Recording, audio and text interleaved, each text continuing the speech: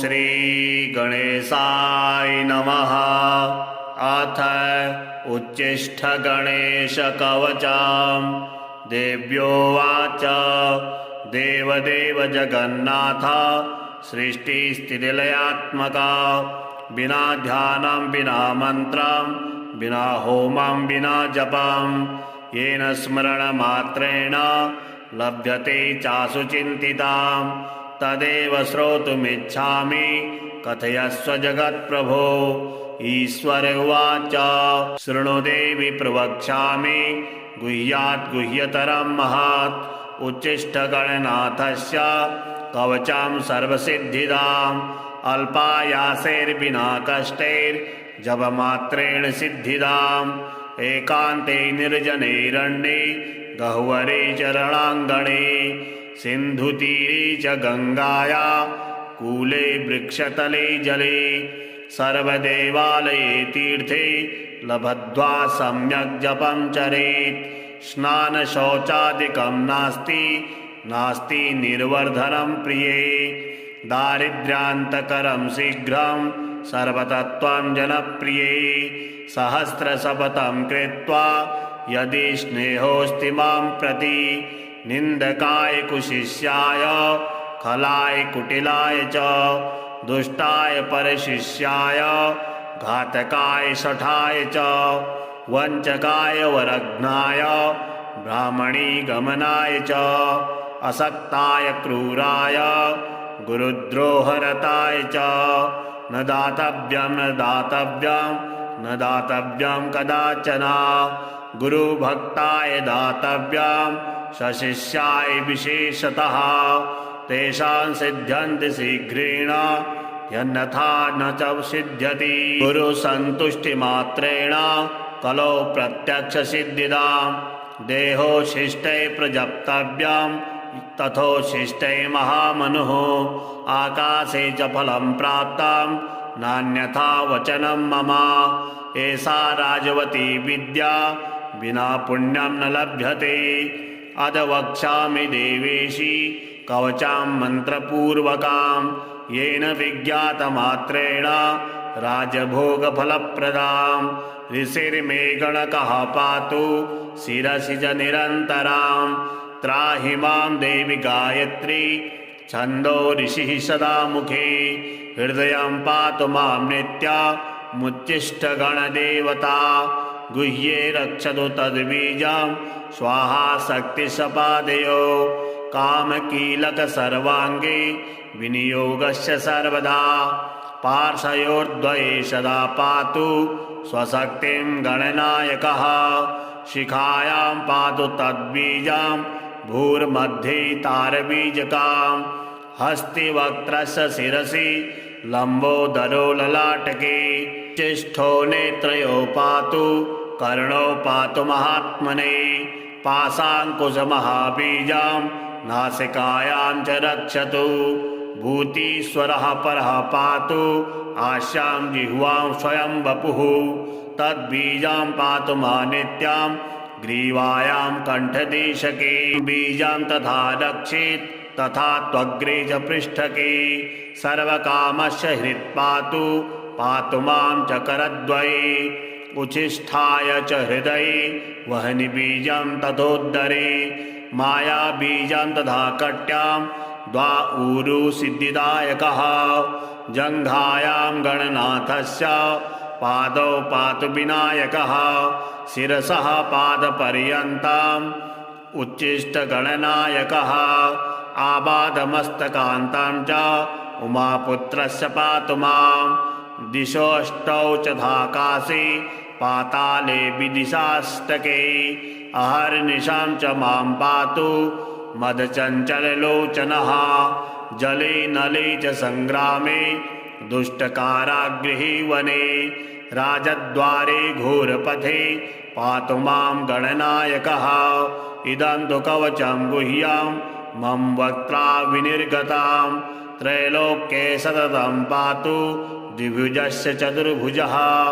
बाह्यमभ्यन्तरं पातु सिद्धिबुद्धिविनायकः।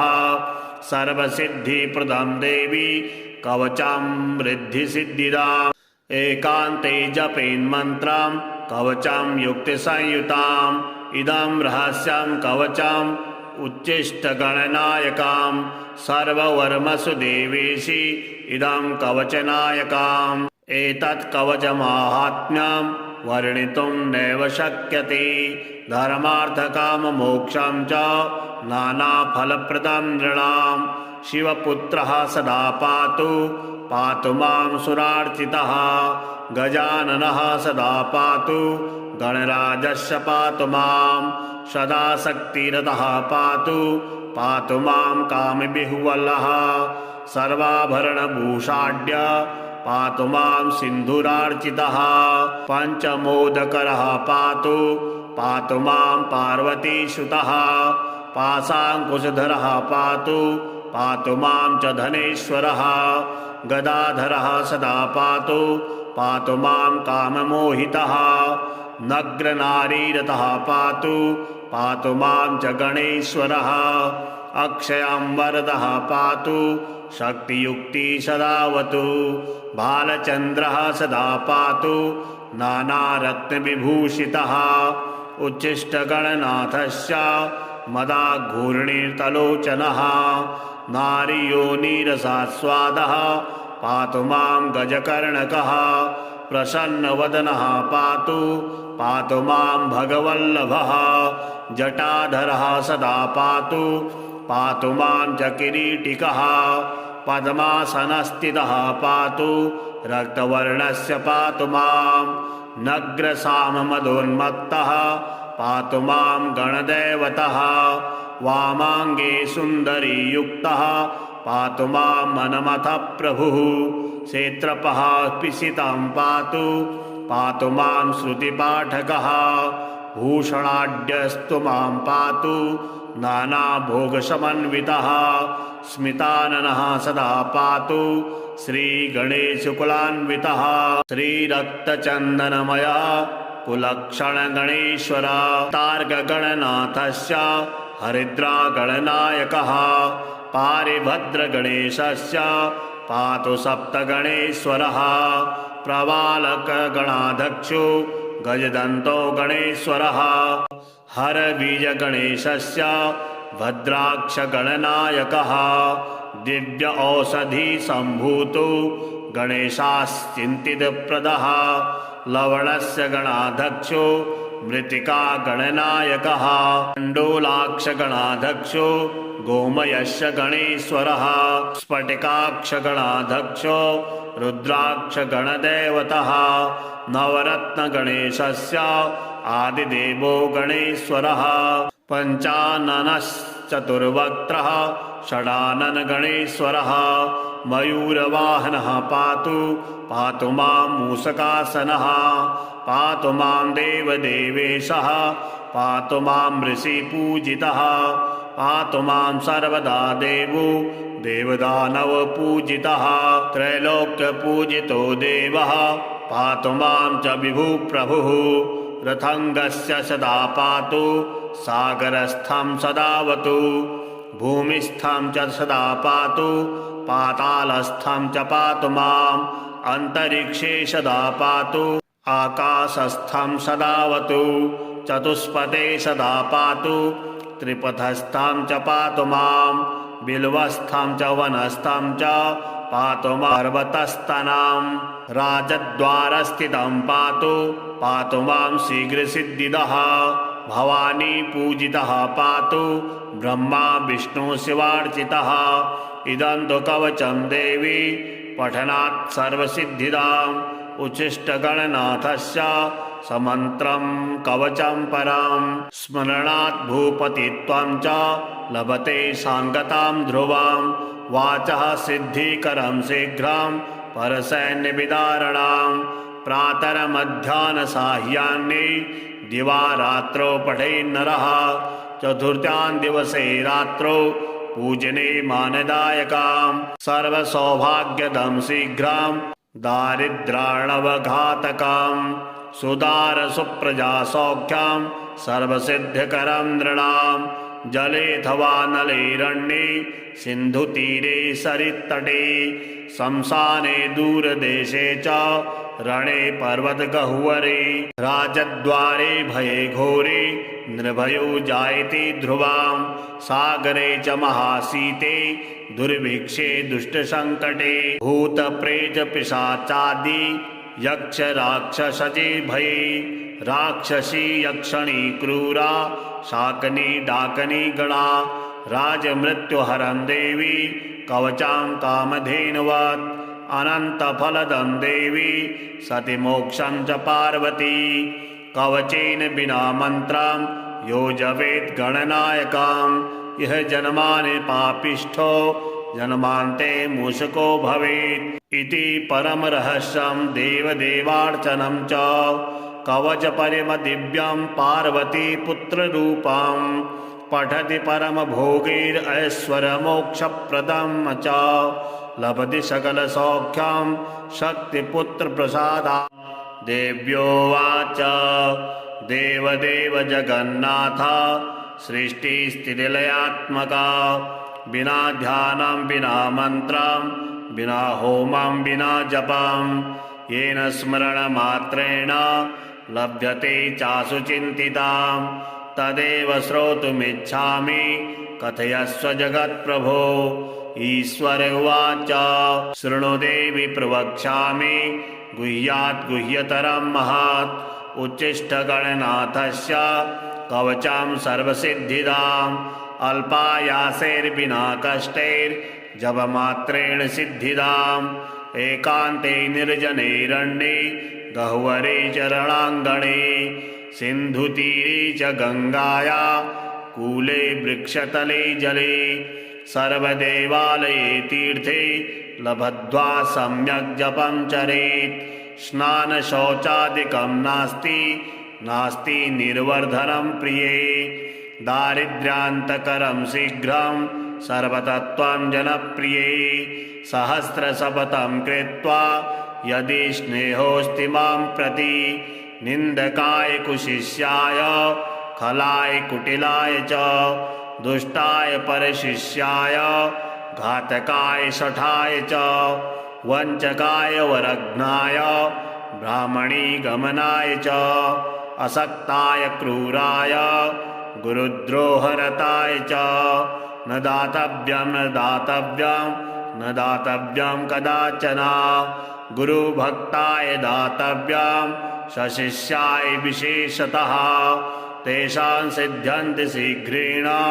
यन्यथा न च सिद्ध्यति गुरुसन्तुष्टिमात्रेण कलो प्रत्यक्षसिद्धिदां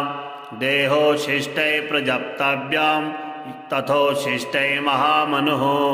आकाशे च फलं प्राप्तं नान्यथा वचनं मम एषा राजवती विद्या विना पुण्यं न लभ्यते अद वक्ष्यामि देवेशि कवचां मन्त्रपूर्वकां येन विज्ञातमात्रेण राजभोगफलप्रदां ऋषिर्मे गणकः पातु शिरसि च निरन्तरां त्राहि मां देवि गायत्री छन्दो ऋषिः सदा मुखे हृदयं पातु मां नित्यमुच्चिष्टगणदेवता गुह्ये रक्षतु तद्बीजं स्वाहा शक्तिशपादयो कामकीलक सर्वाङ्गे विनियोगस्य सर्वदा पार्श्वयोर्द्वये सदा पातु स्वशक्तिं गणनायकः शिखायां पातु तद्बीजं भूर्मध्ये तारबीजकां हस्तिवक्त्रस्य शिरसि लम्बोदरो ललाटके चिष्ठो नेत्रयो पातु कर्णो पातु महात्मने पाशाङ्कुशमहाबीजं नासिकायां च रक्षतु भूतीश्वरः परः पातु आस्यां जिह्वां स्वयं वपुः तद्बीजं पातु मा नित्यां ग्रीवायां कण्ठदेशके बीजं तथा रक्षेत् तथा त्वग्रे च पृष्ठके सर्वकामस्य हृत्पातु पातु मां च करद्वये उच्छिष्ठाय च हृदये वह्नि बीजं तथोदरे मायाबीजं तथा कट्यां द्वाऊरु सिद्धिदायकः जङ्घायां गणनाथस्य पादौ पातु विनायकः शिरसः पादपर्यन्ताम् उच्छिष्टगणनायकः आबाधमस्तकान्तां च उमापुत्रस्य पातु मां दिशोऽष्टौ च धाकाशे पाताले विदिशाष्टके अहर्निशां च मां पातु मदचञ्चललोचनः जले नले च संग्रामे दुष्टकारागृहे वने राजद्वारे घोरपथे पातु मां गणनायकः इदं तु कवचं गुह्यां मम वक्त्रा विनिर्गतां त्रैलोक्ये सततं पातु द्विभुजस्य चतुर्भुजः बाह्यमभ्यन्तरं पातु सिद्धिबुद्धिविनायकः सर्वसिद्धिप्रदं देवी कवचं रिद्धिसिद्धिदाम् एकान्ते जपेन्मन्त्रं कवचं युक्तिसंयुताम् इदं रहस्यं कवचम् उच्छिष्टगणनायकां सर्ववर्मसु देवेशि इदं कवचनायकाम् एतत् कवचमाहात्म्यं वर्णितुं नैव शक्यते धर्मार्थकाममोक्षं च नानाफलप्रदं नृणां शिवपुत्रः सदा पातु मां सुरार्चितः गजाननः सदा पातु गणराजस्य पातु मां सदा शक्तिरतः पातु मां कामविह्वलः सर्वाभरणभूषाढ्य पातु मां सिन्धुरार्चितः पञ्चमोदकरः पातु मां पार्वतीसुतः पाशाङ्कुशधरः पातु मां च धनेश्वरः गदाधरः सदा पातु मां काममोहितः नग्रनारीरतः पातु मां च गणेश्वरः अक्षयं वरदः पातु शक्तियुक्ति सदावतु बालचन्द्रः सदा पातु नानारत्नविभूषितः उच्छिष्टगणनाथस्य मदाघूर्णिर्तलोचनः नारीयोनिरसास्वादः पातु मां गजकर्णकः प्रसन्नवदनः पातु मां भगवल्लभः जटाधरः सदा पातु मां च किरीटिकः पद्मासनस्थितः पातु रक्तवर्णस्य पातु मां नग्रसाममदोन्मत्तः पातु मां गणदैवतः वामाङ्गे सुन्दरीयुक्तः पातु मां मनमथः प्रभुः क्षेत्रपः पिशितं पातु मां श्रुतिपाठकः भूषणाढ्यस्तु मां पातु नानाभोगसमन्वितः स्मिताननः सदा पातु श्रीगणेशकुलान्वितः श्रीरक्तचन्दनमयः कुलक्षणगणेश्वर तार्गगणनाथस्य हरिद्रागणनायकः पारिभद्रगणेशस्य पातु सप्तगणेश्वरः प्रवालकगणाध्यक्षो गजदन्तो गणेश्वरः हरबीजगणेशस्य भद्राक्षगणनायकः दिव्य औषधि सम्भूतो गणेशाश्चिन्तितप्रदः लवणस्य गणाध्यक्षो मृत्तिका गणनायकः कण्डोलाक्षगणाध्यक्षो गोमयस्य गणेश्वरः स्फटिकाक्षगणाध्यक्षो रुद्राक्षगणदैवतः नवरत्नगणेशस्य आदिदेवो गणेश्वरः पञ्चाननश्चतुर्वक्त्रः षडाननगणेश्वरः मयूरवाहनः पातु मां मूषकासनः पातु मां देवदेवेशः पातु मां ऋषिपूजितः पातु मां सर्वदा देवो देवदानवपूजितः त्रैलोक्यपूजितो देवः पातु मां च विभुप्रभुः रथङ्गस्य सदा पातु सागरस्थं सदावतु भूमिस्थं च सदा पातु पातालस्थं च पातु माम् अन्तरिक्षे सदा पातु आकाशस्थं सदावतु चतुष्पथे सदा पातु त्रिपथस्थं च पातु माम् बिल्वस्थं च वनस्थं च पातु पर्वतस्तनाम्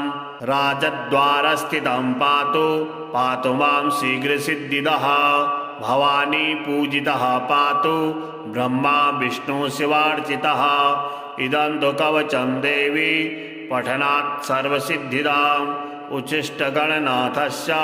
समन्त्रं कवचं परं स्मरणात् भूपतित्वं च लभते सांगतां ध्रुवां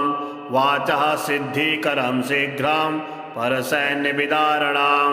प्रातरमध्याह्नसाह्यान्ये दिवा रात्रौ पठेन्नरः चतुर्थ्यां दिवसे रात्रौ पूजने मानदायकां सर्वसौभाग्यदं शीघ्रं दारिद्राणवघातकां सुदारसुप्रजा सौख्यं सर्वसिद्धिकरं नृणां जलेऽथवा नलेरण्ये सिन्धुतीरे सरित्तटे शंसाने दूरदेशे च रणे पर्वतगह्वरे राजद्वारे भये घोरे निर्भयो जायते ध्रुवां सागरे च महाशीते दुर्भिक्षे दुष्टसङ्कटे भूतप्रेतपिशाचादि यक्ष राक्षसजे भये राक्षसी यक्षणी क्रूरा शाकनी डाकनी गणा राजमृत्युहरं देवी कवचां कामधेनुवत् अनन्तफलदं देवी सति मोक्षं च पार्वती कवचेन विना मन्त्रं यो जपेत् गणनायकां यः जन्मानि पापिष्ठो जन्मान्ते मूषको भवेत् इति परमरहस्यं देवदेवार्चनं च कवचपरमदिव्यं पार्वती पुत्ररूपं पठति परमभोगैरैश्वर्यमोक्षप्रदं च लभति सकलसौख्यं शक्तिपुत्रप्रसादात् देव्योवाच देवदेव जगन्नाथ सृष्टिस्थितिलयात्मका विना ध्यानं विना मन्त्रं विना होमं विना जपं येन स्मरणमात्रेण लभ्यते चासु चिन्तितां तदेव श्रोतुमिच्छामि कथयस्व जगत्प्रभो ईश्वर उवाच शृणु देवि प्रवक्ष्यामि गुह्यात् गुह्यतरं महत् उच्छिष्टगणनाथस्य कवचं सर्वसिद्धिदाम् अल्पायासेर्विना कष्टैर्जपमात्रेण सिद्धिदाम् एकान्ते निर्जनेरण्ये गह्वरे च रणाङ्गणे सिन्धुतीरे च गङ्गाया कूले वृक्षतले जले सर्वदेवालये तीर्थे लभद्वा सम्यक् जपं चरेत् स्नानशौचादिकं नास्ति नास्ति निर्वर्धनं प्रिये दारिद्र्यान्तकरं शीघ्रं सर्वतत्त्वं जनप्रिये सहस्रशपथं कृत्वा यदि स्नेहोऽस्ति मां प्रति निन्दकाय कुशिष्याय खलाय कुटिलाय च दुष्टाय परशिष्याय घातकाय शठाय च वञ्चकाय वरघ्नाय ब्राह्मणी गमनाय च असक्ताय क्रूराय गुरुद्रोहरताय च न दातव्यं न दातव्यं न दातव्यं कदाचन गुरुभक्ताय दातव्यं सशिष्याय विशेषतः तेषां सिद्ध्यन्ति शीघ्रेण यन्यथा न च सिद्ध्यति गुरुसन्तुष्टिमात्रेण कलौ प्रत्यक्षसिद्धिदां देहोशिष्टै प्रजप्तव्यं तथोशिष्टै महामनुः आकाशे च फलं प्राप्तं नान्यथा वचनं मम एषा राजवती विद्या विना पुण्यं न लभ्यते अद वक्ष्यामि देवेशि कवचां मन्त्रपूर्वकां येन विज्ञातमात्रेण राजभोगफलप्रदां ऋषिर्मे गणकः पातु शिरसि च निरन्तरां त्राहि मां देवि गायत्री छन्दो ऋषिः सदा मुखे हृदयं पातु मां नित्यमुच्चिष्टगणदेवता गुह्ये रक्षतु तद्बीजं स्वाहा शक्तिशपादयो कामकीलक सर्वाङ्गे विनियोगस्य सर्वदा पार्श्वयोर्द्वये सदा पातु स्वशक्तिं गणनायकः शिखायां पातु तद्बीजां भूर्मध्ये तारबीजकां हस्तिवक्त्रस्य शिरसि लम्बोदरो ललाटके चिष्ठो नेत्रयो पातु कर्णो पातु महात्मने पाशाङ्कुशमहाबीजां नासिकायां च रक्षतु भूतीश्वरः परः पातु आस्यां जिह्वां स्वयं वपुः तद्बीजां पातु मानित्यां ग्रीवायां कण्ठदेशके बीजां तथा रक्षेत् तथा त्वग्रे च पृष्ठके सर्वकामस्य हृत्पातु पातु मां च करद्वये उच्छिष्ठाय च हृदये वह्नि बीजं तथोदरे मायाबीजं तथा कट्यां द्वाऊरु सिद्धिदायकः जङ्घायां गणनाथस्य पादौ पातु विनायकः शिरसः पादपर्यन्तम् उच्छिष्टगणनायकः आबाधमस्तकान्तं च उमापुत्रस्य पातु मां दिशोऽष्टौ च धाकाशे पाताले विदिशाष्टके अहर्निशां च मां पातु मदचञ्चललोचनः जले नले च संग्रामे दुष्टकारागृहे वने राजद्वारे घोरपथे पातु मां गणनायकः इदं तु कवचं गुह्यं मम वक्त्रा विनिर्गतां त्रैलोक्ये सततं पातु द्विभुजस्य चतुर्भुजः बाह्यमभ्यन्तरं पातु सिद्धिबुद्धिविनायकः सर्वसिद्धिप्रदं देवी कवचं रिद्धिसिद्धिदाम् एकान्ते जपेन्मन्त्रं कवचं युक्तिसंयुताम् इदं रहस्यं कवचम् उच्छिष्टगणनायकां सर्ववर्मसु देवेशि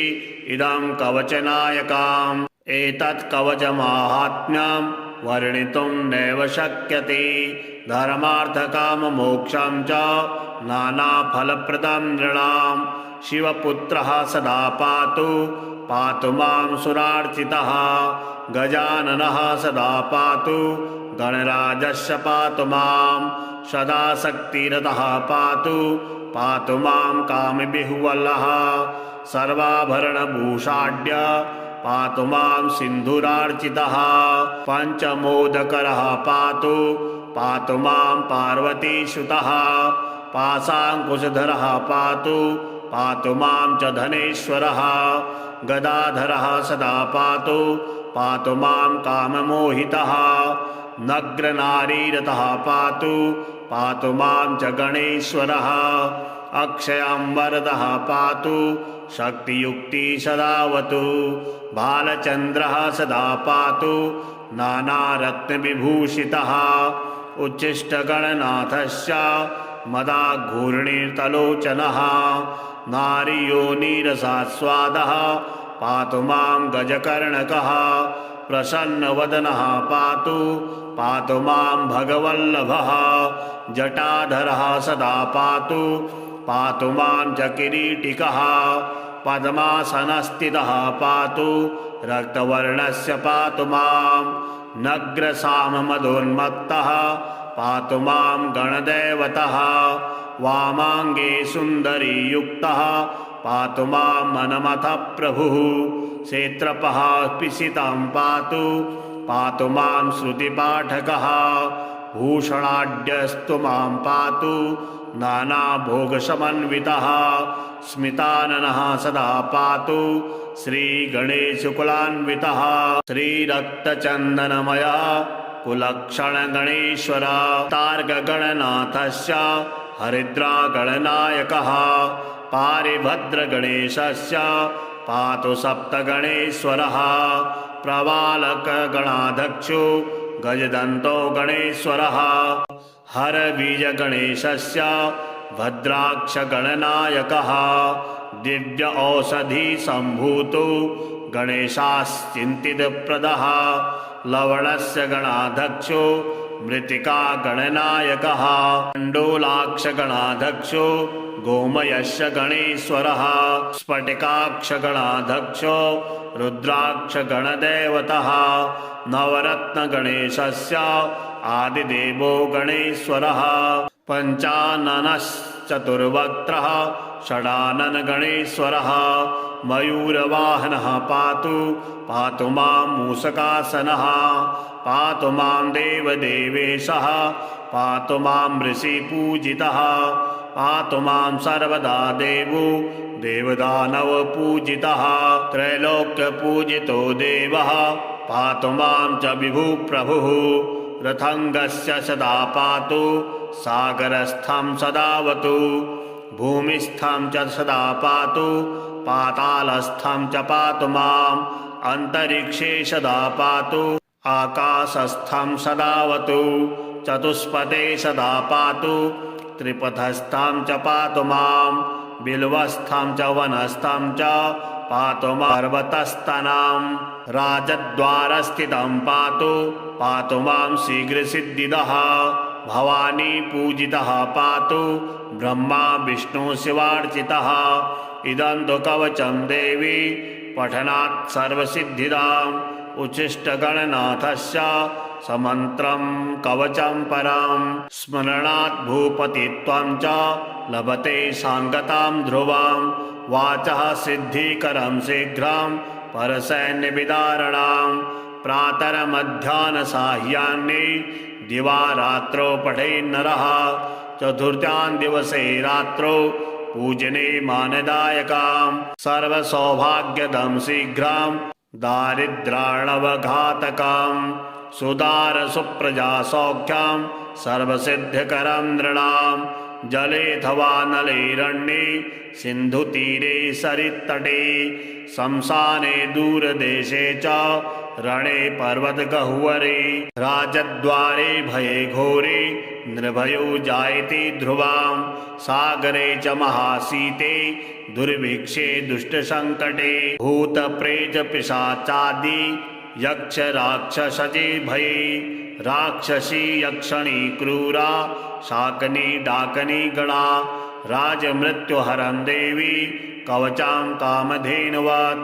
अनन्तफलदं देवी सति मोक्षं च पार्वती कवचेन विना मन्त्रं यो जपेत् गणनायकां यः जन्मानि पापिष्ठो जन्मान्ते मूषको भवेत् इति परमरहस्यं देवदेवार्चनं च कवचपरमदिव्यं पार्वती पुत्ररूपं पठति परमभोगैरैश्वर्यमोक्षप्रदं च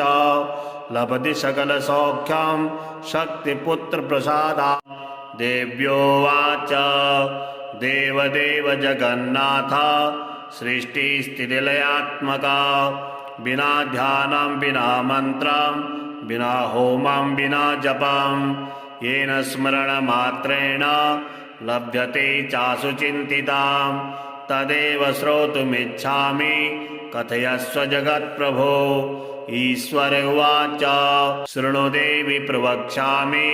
गुह्यात् गुह्यतरं महत् उच्छिष्टगणनाथस्य कवचं सर्वसिद्धिदाम् अल्पायासेर्विना कष्टैर्जपमात्रेण सिद्धिदाम् एकान्ते निर्जनेरण्ये गह्वरे च रणाङ्गणे सिन्धुतीरे च गङ्गाया कूले वृक्षतले जले सर्वदेवालये तीर्थे लभद्वा सम्यक् जपं चरेत् स्नानशौचादिकं नास्ति निर्वर्धनं प्रिये दारिद्र्यान्तकरं शीघ्रं सर्वतत्त्वं जनप्रिये सहस्रशपथं कृत्वा यदि स्नेहोऽस्ति मां प्रति निन्दकाय कुशिष्याय खलाय कुटिलाय च दुष्टाय परशिष्याय घातकाय शठाय च वञ्चकाय वरघ्नाय ब्राह्मणी गमनाय च असक्ताय क्रूराय गुरुद्रोहरताय च न दातव्यं कदाचन गुरुभक्ताय दातव्यं सशिष्याय विशेषतः तेषां सिद्ध्यन्ति शीघ्रेण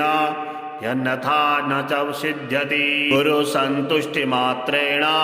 कलौ प्रत्यक्षसिद्धिदां देहो शिष्टै प्रजप्तव्यं तथोशिष्टे महामनुः आकाशे च फलं प्राप्तं नान्यथा वचनं मम एषा राजवती विद्या विना पुण्यं न लभ्यते अद वक्ष्यामि देवेशी कवचां मन्त्रपूर्वकां येन विज्ञातमात्रेण राजभोगफलप्रदां ऋषिर्मे गणकः पातु शिरसि च निरन्तरां त्राहि मां देवि गायत्री छन्दो ऋषिः सदा मुखे हृदयं पातु मां नित्यमुच्चिष्टगणदेवता गुह्ये रक्षतु तद्बीजं स्वाहा शक्तिसपादयो कामकीलक सर्वाङ्गे विनियोगस्य सर्वदा पार्श्वयोर्द्वये सदा पातु स्वशक्तिं गणनायकः शिखायां पातु तद्बीजं भूर्मध्ये तारबीजकां हस्तिवक्त्रस्य शिरसि लम्बोदरो ललाटके चिष्ठो नेत्रयो पातु कर्णो पातु महात्मने पाशाङ्कुशमहाबीजं नासिकायां च रक्षतु भूतीश्वरः परः पातु आस्यां जिह्वां स्वयं वपुः तद्बीजं पातु मानित्यां ग्रीवायां कण्ठदेशके बीजं तथा रक्षेत् तथा त्वग्रे च पृष्ठके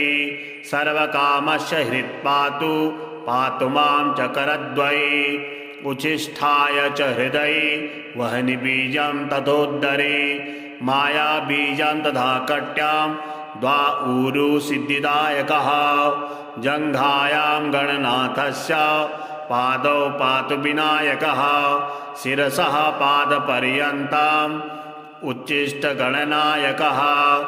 आबाधमस्तकान्तं च उमापुत्रस्य पातु मां दिशोऽष्टौ च धाकाशे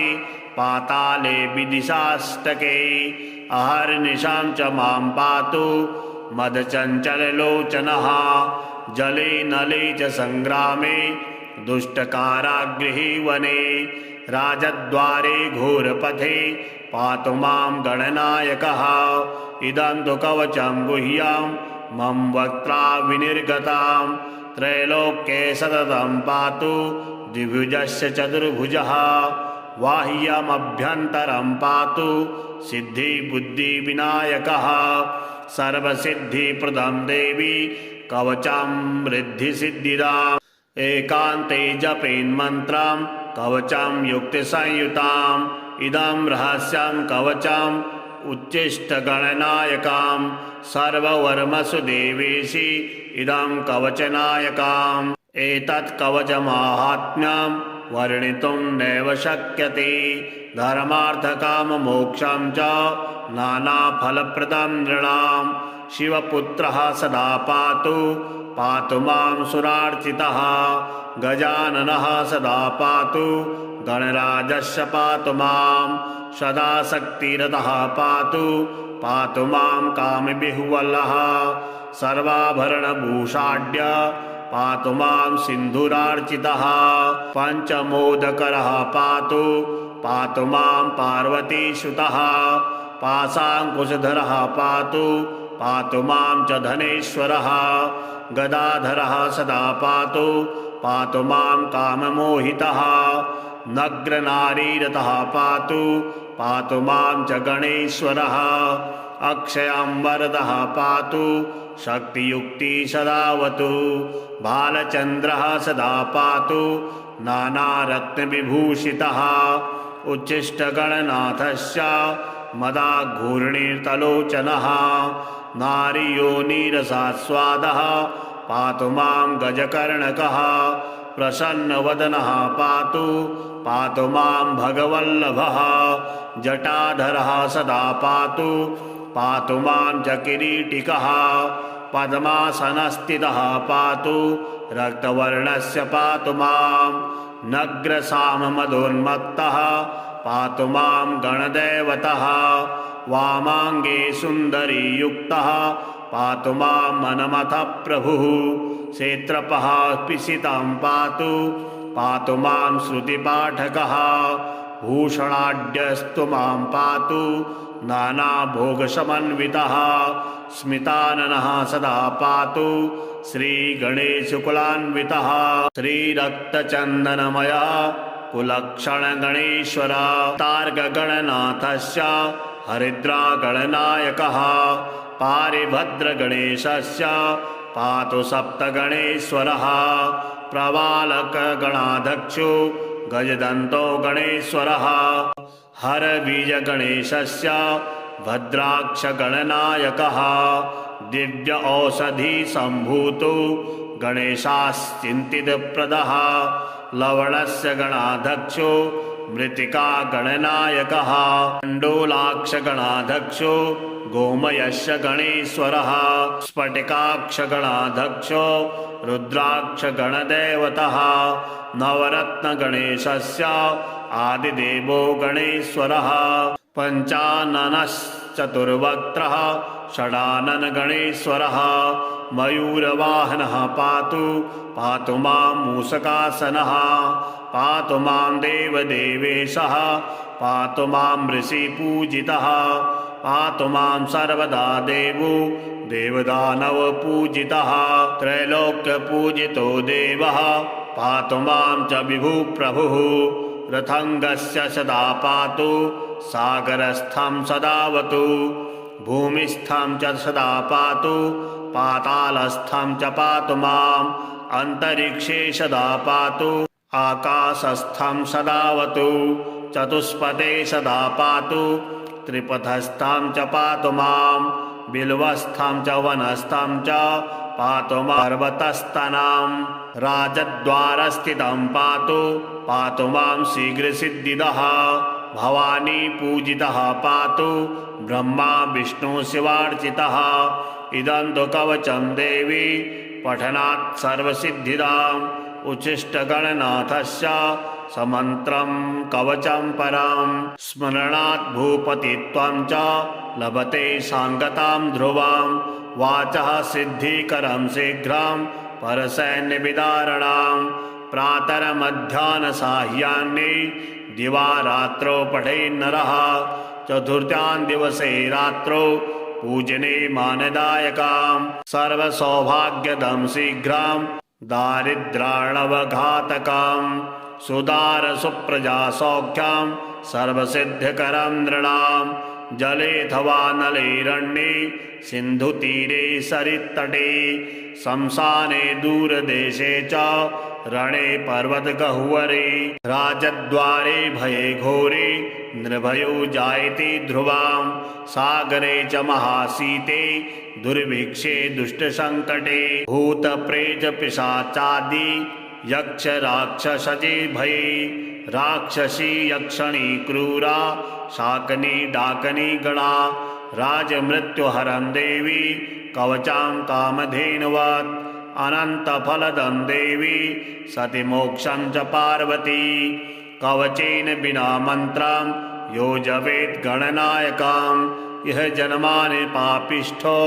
जन्मान्ते मूषको भवेत् इति परमरहस्यं देवदेवार्चनं च कवचपरमदिव्यं पार्वतीपुत्ररूपं पठति परमभोगैरैश्वर्यमोक्षप्रदं च लभति सकलसौख्यं शक्तिपुत्रप्रसादात्